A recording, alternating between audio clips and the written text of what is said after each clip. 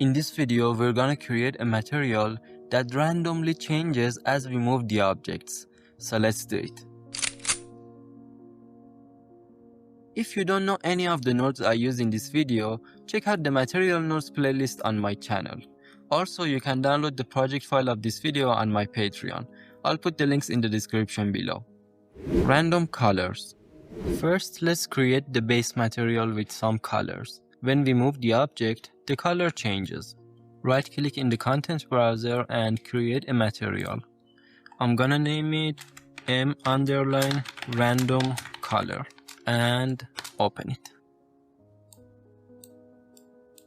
We need to use the switch node, so let's search for it. Here it is under math. Let's add it. Hold 3 and click to add a constant 3 vector and press Ctrl D to duplicate it. I'm gonna need 5 colors. Let's set them to red, green, blue, white, and black. On the switch node, add 5 elements. Connect the colors like this and connect it to the base color. Now for the switch value, I'm gonna use the logic we created in this video. So I'm gonna use the object position node. Let's search for it. Here it is. This outputs a vector 3, but I only need a float. We can get that by adding the channels together. So drag out of here, search for breakout, and here's the one we need, breakout float 3. Hold A and click to add 2 add nodes. First, let's add the R and the G channels, and then add the result to the B channel. Now this can become a large number, and that's not useful, but we can use the frac node to only get the decimal part of the value. So drag out of here and search for it. Now our switch value needs values 0, 1, 2, 3 and 4, but the output of the frac node will be between 0 and 0.999. To fix that, we can multiply it by the number of the inputs on the switch node to have the switch value we need. We have 5 colors, so we need to multiply it by 5. Hold M and click to add a multiply node. Connect the frac node to the A input and let's set the B input to 5. Now the value that comes out of the frac node, which is between 0 and 0.999, becomes 0 to 4.999, and in terms of the switch value, it means 0, 1, 2, 3 and 4. As I said in the switch video, if we feed a float into the switch value, it only uses the integer part. So let's connect it to the switch value, and let's also use the red color as the default value. Save the material, assign it to the sphere. Now as we move the sphere, the color changes. There are 2 issues though. The first and the obvious one is that the colors change very quickly. And the second issue is that if we enable the grid snap from up here, the color will always be the same.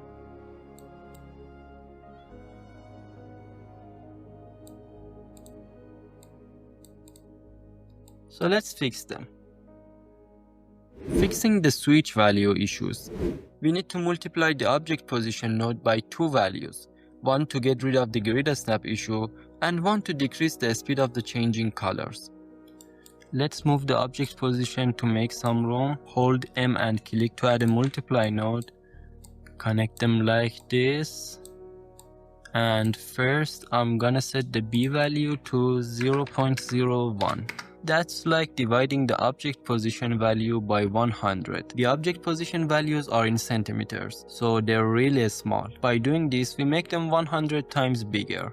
And as a result, the colors change with a slower pace. Save the material, and let's check it in the level.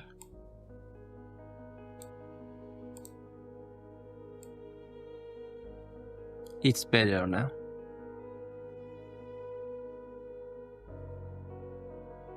When grid snap is enabled, the object position values are constrained to fixed increments, and that prevents small variations. Now already, because we multiplied it by 0.01, when grid snap is set to values less than 100, it will be okay.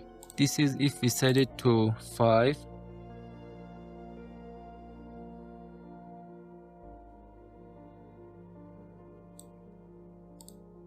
And this is if we set it to 10.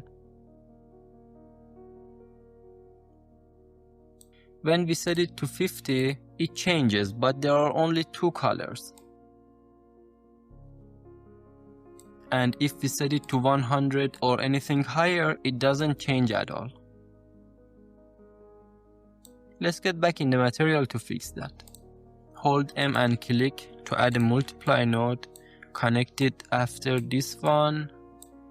And for the B value, I will use a random vector. Hold 3 and click to add a vector 3 and connect it. We need to set it to 3 hard-coded random values with a lot of decimals. This way, even when using grid snap, the result will always vary. Save the material. Now as we move it, we can see the color changes and the grid snap is on. Next, we're gonna do it with different materials. But before that, like this video and subscribe. Join my Patreon for early access to videos and exclusive assets. And join our Telegram and Discord communities to stay connected. All the links are in the description. Random materials. Press Ctrl D to duplicate the material and let's rename it to Random Materials. And open it.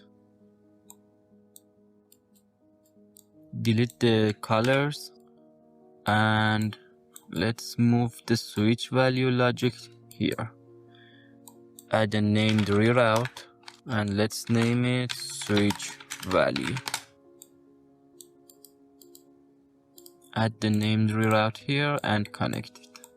We can't use the switch node with material attributes, but we can use it with textures. So that's what we're gonna do. I want to switch between 5 materials. So let's go to content, starter content and textures. I'm gonna use these brick textures. Make sure to select the normal textures too. These cobblestone textures. And this concrete tile. Drag them in the material. We need 2 switch nodes. One to switch between the base colors and one to switch between the normals. So let's put the base colors next to each other and the normals next to each other.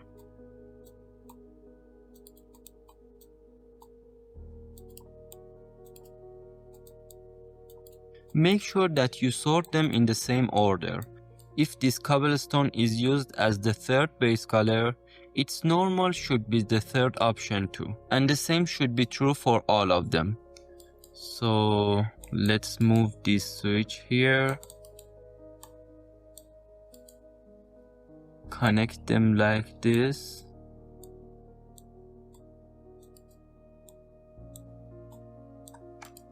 Press Ctrl D to duplicate it. And connect the normals like this.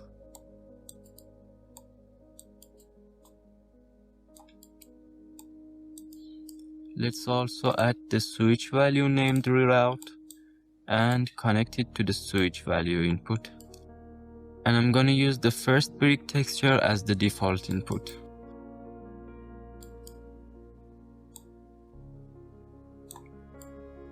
So this one is connected to the base color input. Let's connect this one to the normal input.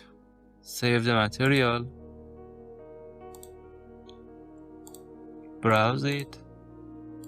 Let's create a material instance and assign it to the sphere. Now each time we move or duplicate it, the material will change.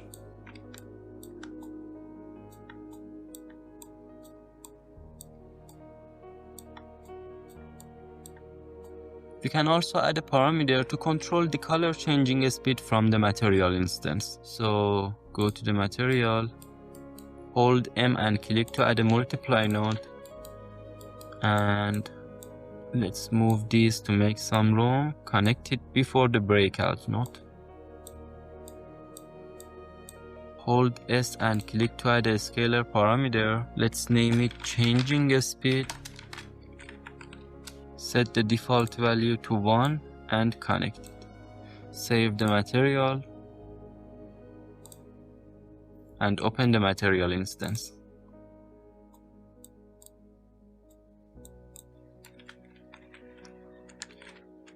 This is how the materials change when the value is set to 1.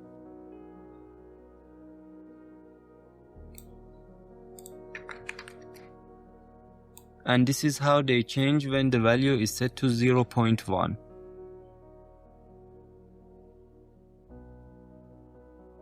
The material won't work correctly when we use it with the foliage tool. All the instances have the same material. To fix that, let's open the material. We should add a vertex interpolator after the object position node. So let's search for it and connect it like this. Save the material.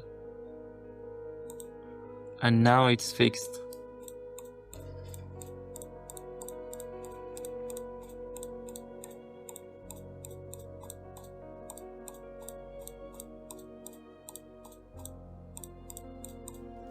So that's it. Click here for more Unreal stuff, and thank you so much for watching. Also, a special thanks to my patrons for making this possible.